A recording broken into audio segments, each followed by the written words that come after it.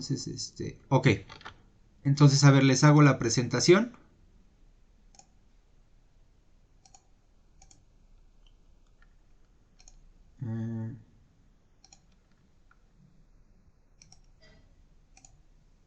Listo.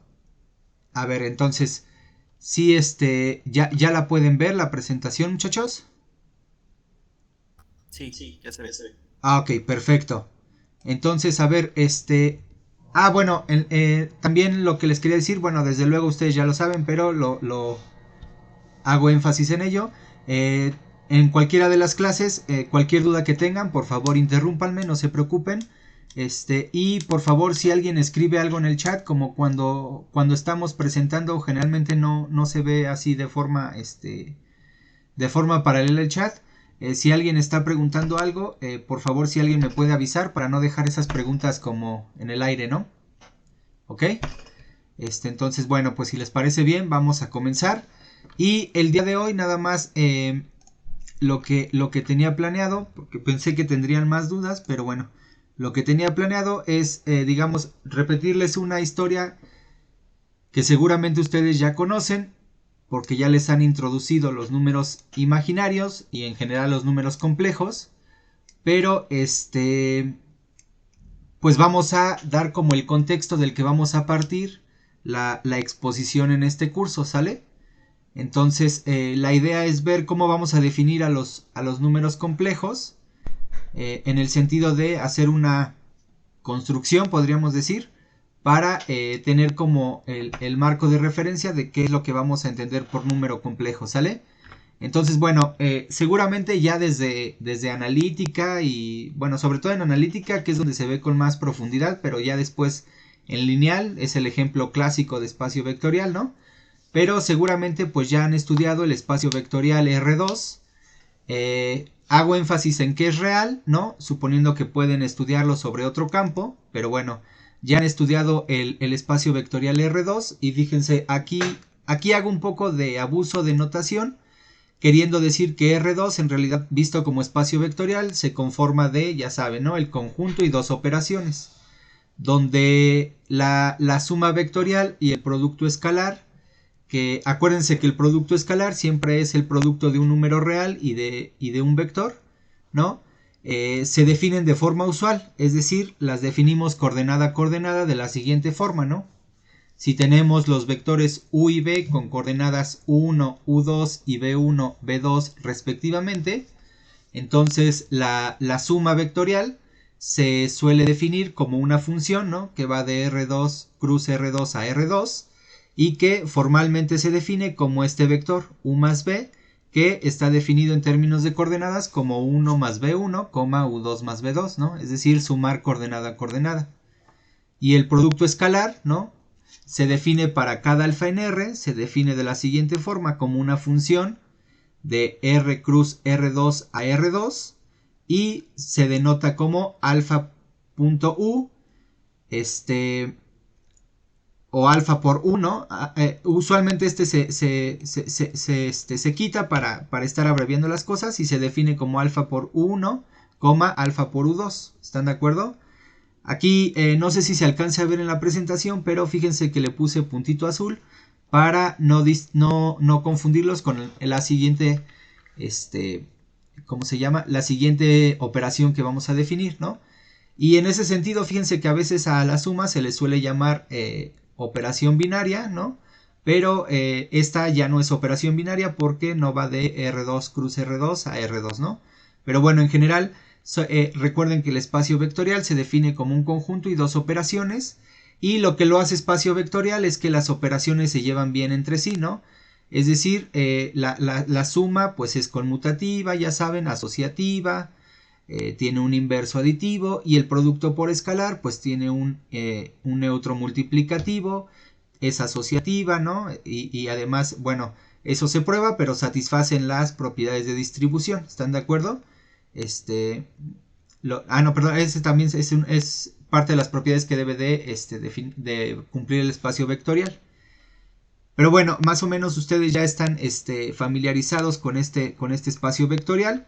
Y bueno, nada más porque más adelante vamos a dar una interpretación geométrica de las operaciones con números complejos. Nada más les recuerdo cuál es la interpretación geométrica de las operaciones en R2.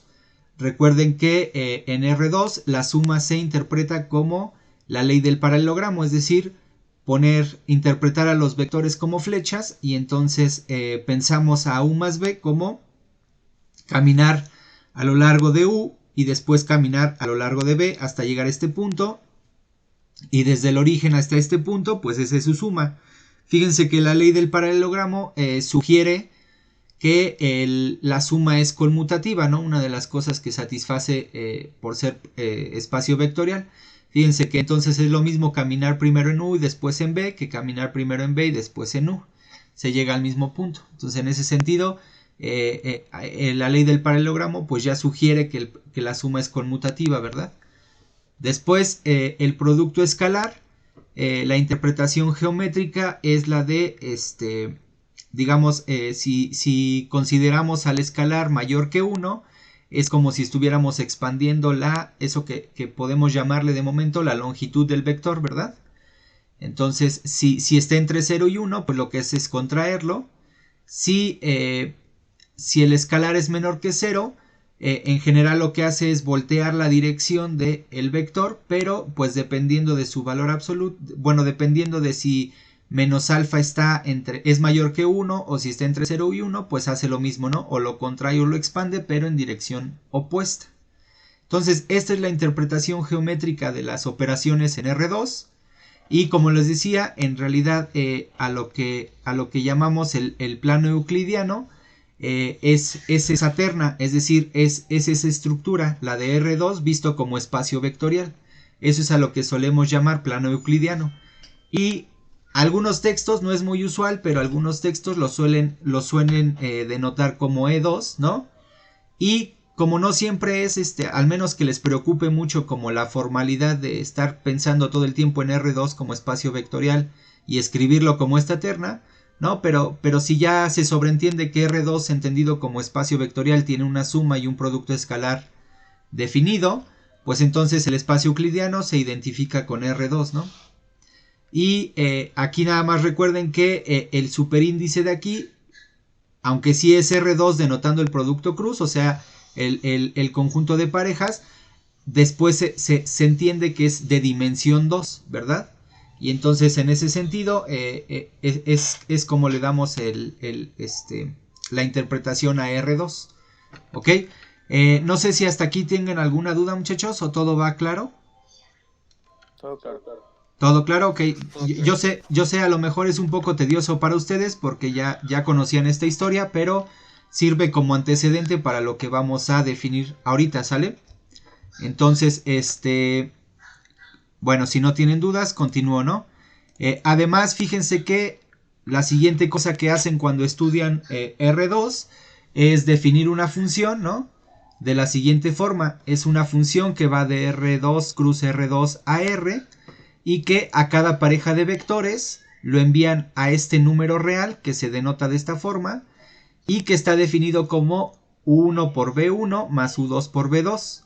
¿Sale? Entonces se puede probar que en realidad esta función es un producto interior, ¿no?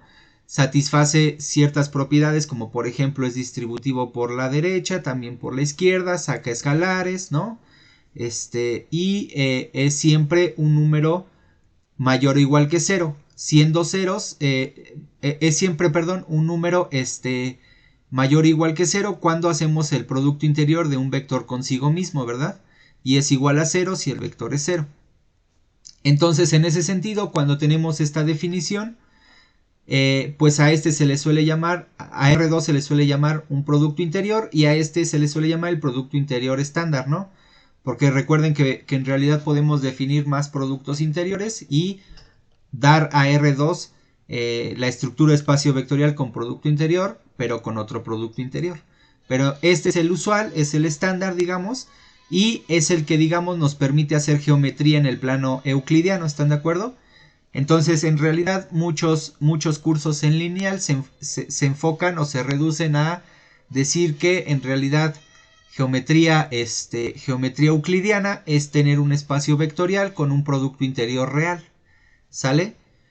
Y bueno, de la definición de producto interior, recuerden que surge la de esto que le llamaba la longitud del vector en la diapositiva anterior, pero ya formalizado como la norma del vector, ¿verdad? Y entonces recuerden que la norma se define como la raíz cuadrada de el producto interior del vector u consigo mismo, ¿no? Y que en términos de las coordenadas se define como la raíz cuadrada de 1 al cuadrado más u2 al cuadrado, ¿no? Digamos, esta es la definición que sirve cuando el producto interior no está, digamos, dado de esta forma, cuando es cualquier producto interior, pero cuando le damos esta definición, pues la norma toma esta expresión. ¿Sí está bien? Y esto es lo que les decía, ¿no? Esto está bien definido porque el producto interior de un vector consigo mismo siempre es mayor o igual que 0. Y además es 0 si y solo si el vector u es igual al vector 0. Vamos bien hasta aquí, muchachos. Todo esto más o menos ya les está dando un contexto, ¿no? De cosas que han visto. ¿Están de acuerdo? ¿Vamos bien hasta aquí? Sí. Perfecto. Y entonces, fíjense, en realidad lo que vamos a hacer ahora es introducir una nueva operación. ¿Ok? De momento va a parecer un poco no claro por qué se define así, pero en realidad es la interpretación geométrica lo que nos va a dar como un contexto para ver por qué se define así en términos de coordenadas, ¿sale? Pero de momento vamos a tomarlo como una definición formal que va a tener va a garantizar mejor que en realidad cuando definimos esta función que se llama, que la voy a denotar como puntito, pero fíjense que aquí puntito es negro para eso de no confundirlo con el producto escalar que les comenté hace rato de R2 visto como espacio vectorial, ¿sale? Y entonces introducir esta operación que fíjense que sí se distingue de la anterior en el sentido de que esta es una función que va de R2 en R2, digo de R2 cruz R2 a R2, y en ese sentido esta es una operación binaria, ¿verdad? Y que la ganancia que vamos a tener de introducirla es que entonces R2 con la misma suma que definimos, la suma vectorial, pero con esta nueva operación va a ser un campo, ¿sale? Y entonces podemos decir que esta operación en realidad es un producto o multiplicación. No se suele decir multiplicación vectorial, podemos decirlo si quieren producto de vectores o multiplicación de vectores, porque recuerden que hay una operación específica para el producto vectorial, ¿no? Pero bueno, en realidad esta operación, como siempre estudiamos en campos, pues es la multiplicación o el producto, ¿no? Entonces, ¿cómo se va a definir esa nueva operación? Fíjense que se va a definir de la siguiente forma. Aquí, dicho sea de paso, les comento que aquí voy a introducir las zetas, simplemente porque es costumbre que cuando se habla de números complejos, ¿no? Se suelen denotar con zetas o con Ws. Entonces, es más bien por convención de la literatura, ¿no? Que siempre los van a estar encontrando en los libros como zetas o Ws. Entonces, fíjense, vamos a tomar Z1 y Z2, dos vectores en R2 con coordenadas X1 y X2. Y, perdón, aquí debería decir Y1, disculpen, aquí debe decir Y1. Aquí, déjenlo, quito esto de aquí. Aquí nada más acuérdense que esto está mal, debe decir Y1, ¿sale? Entonces, con coordenadas X1, Y1. Y a Z2 con coordenadas X2, Y2 en R2 vamos a definir el producto o la multiplicación de Z1 y Z2 como este vector, ¿sale? Va a ser el vector que tiene como coordenadas X1, X2, aquí debe decir Y1, Y2, coma X1, Y2 más X2, Y1. ¿Sale, muchachos? Entonces, esa es la definición. Si quieren, déjenlo corrijo para que no quede duda de lo que estoy diciendo. Aquí nada más recuerden que esto es lo que les digo que está. Por esto quería tener la máquina de escribir, ¿no? Digo, por esto quería tener la posibilidad de tener de cómo escribirlo, ¿no? Pero bueno, aquí debe decir Y1. Entonces, esta es la forma en que se define el producto de vectores. Lo vuelvo a repetir por si los confundí un poco. Entonces recuerden, este de aquí debe ser Y1, entonces lo voy a poner así, espero no se confundan.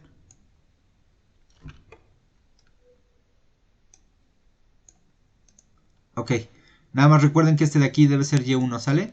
Entonces, ¿cómo se define? Se define como x1 por x2 menos y1 por y2, x1 y2 más x2 y1, ¿sale?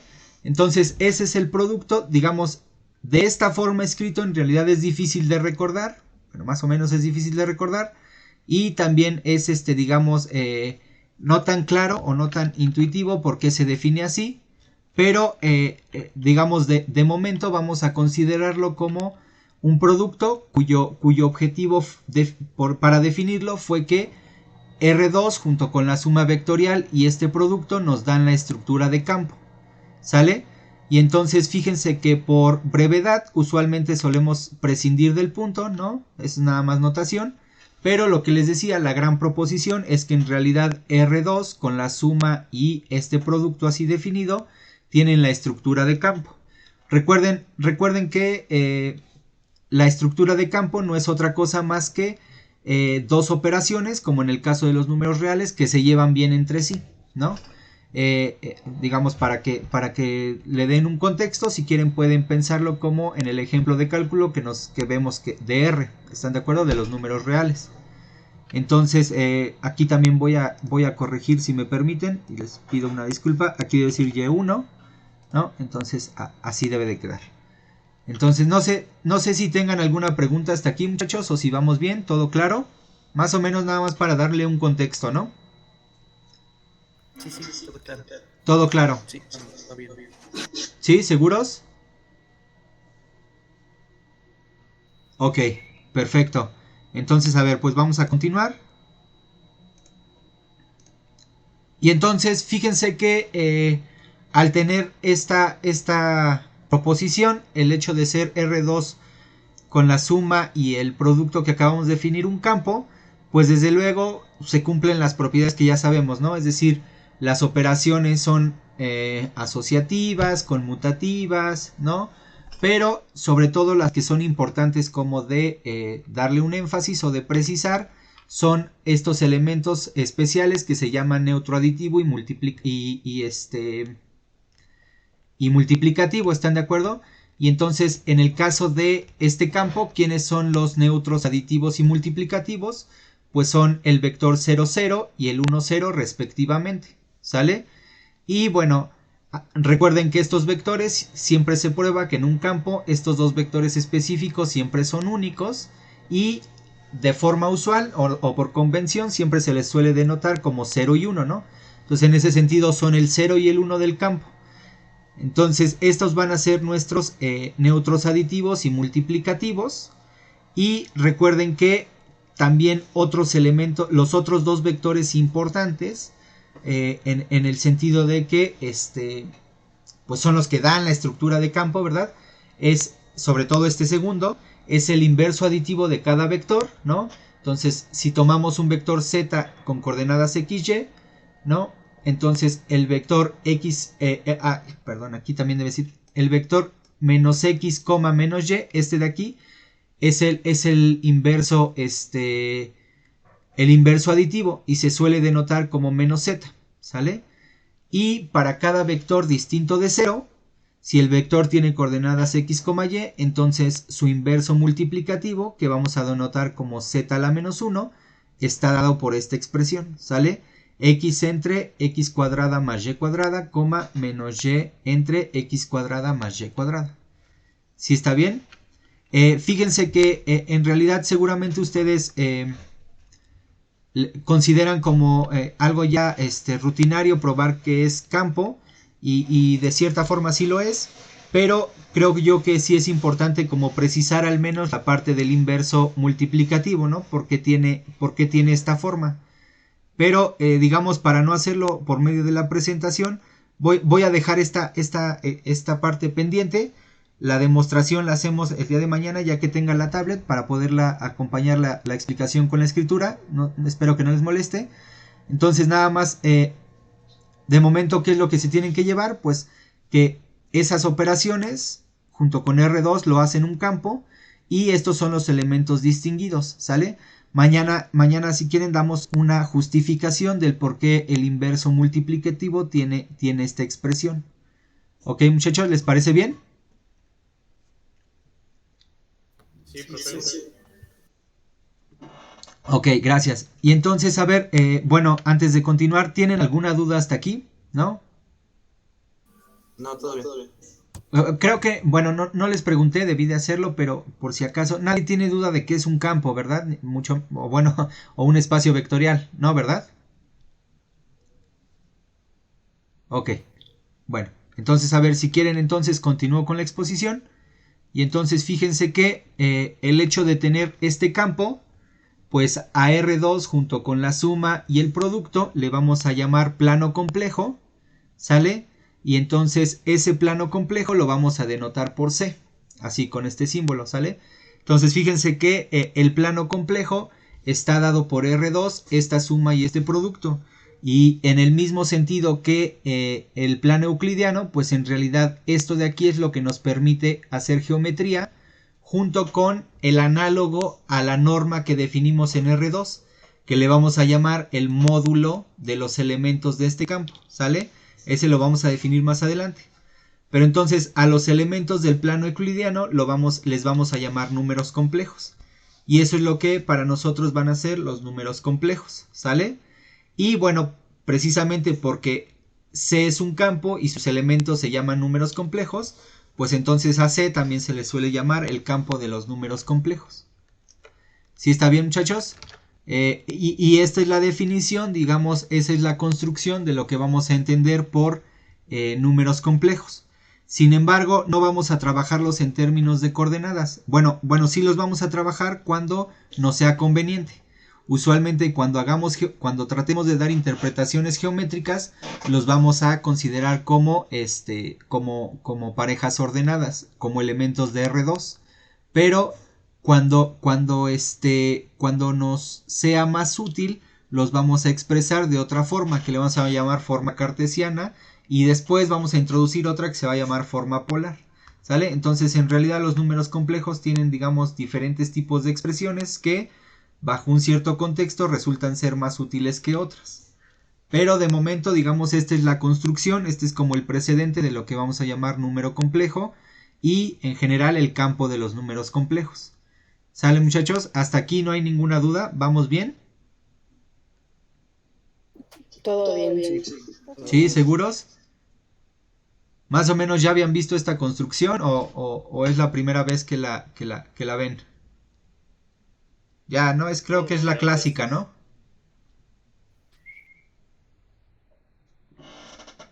¿Sí? ¿Seguros, muchachos? Sí. Ok. Bueno, entonces les digo, como no tengo ahorita todavía... Ok. Entonces, fíjense que otra vez, como no tengo todavía mi tablet, ¿qué les parece si lo dejamos hasta aquí por el día de hoy? Y continuamos el día de mañana. Mañana ya tengo el material, ¿sale? Para poder dar la clase bien. Entonces, espero no les moleste, pero si quieren vamos a dejarlo por el día de hoy. Si no tienen alguna duda, ¿les parece bien? Vale, profe. Sí, está bien, profe. Ok. Sí, profesor. Ah, sí. Dime, Armando. ¿Cómo puedo ver las diapositivas? ¿Perdón? Las diapositivas de su clase. ¿Cómo las puedes ver? Ahorita las voy a subir al Classroom, ¿sale? Sí. Sí, ¿Está bien? ahorita se las voy a compartir en el Classroom. Bueno, sí, Oh, gracias. bueno, muchachos, pues que tengan buen día. Nos estamos viendo mañana, ¿sale? Gracias, hasta luego. Cuídense, hasta luego. Gracias, profesor. Hasta luego. Hasta luego.